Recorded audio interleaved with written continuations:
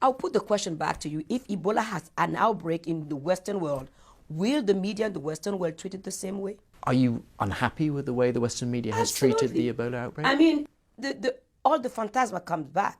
Africa, the dark place, Africa this, Africa that.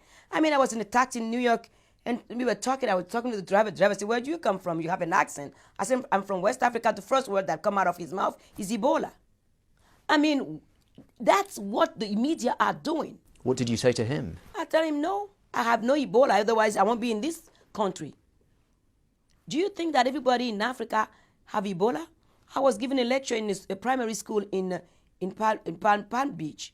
A little boy, 9 years old, tell me, did all the African kids, we can see the ribs? That's the image you give to people. I mean, the media have responsibility in this. The outbreak of Ebola is there. What are we doing to help strengthen the health system of those countries? We're doing nothing. We are using it for political benefits.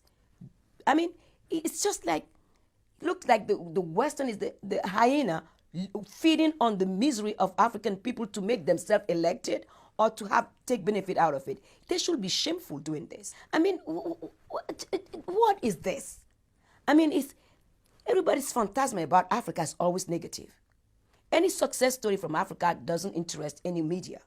They are so eager and hungry for horrible story from Africa. Why? If Africa does bad, everybody do bad. People that put gas in their car, where do gas come from? Their countries?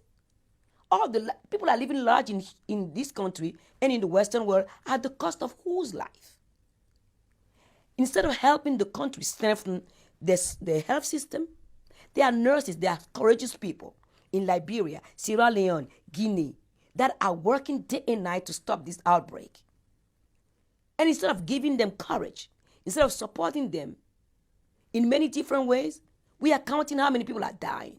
It's fear, isn't it? Maybe we're afraid of this disease and that's why people are reacting in the way you say. But the thing is fear. Who started the fear-mongering? The media. I mean, Ebola have existed for the last 20 years. Why don't anybody come up with a vaccination? The pharmaceutical firm, they knew about it. As long as it's in Africa, it's killing African people, nobody cares. And the fact that it can come to their country will start moving up the ladder now to come up with something. When we say we are living in a global economy, it's true.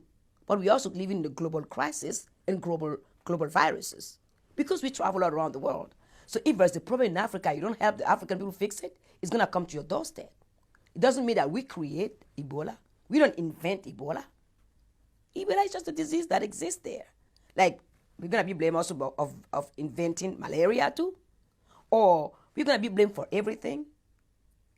I mean, people forget the history. How many people have died when the Spanish were in Mexico? When they bring a disease that wiped people out, the Indians out. Well, on a more...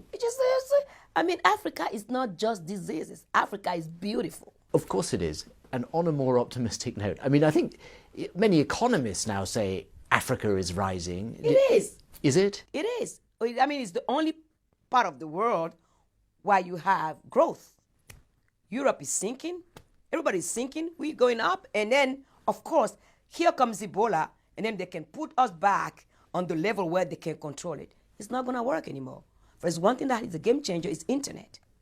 The young kid in Africa, they know what time is it today. It's going to be very difficult to play the game that we used to play 20 or 50 years ago. Today it won't happen anymore.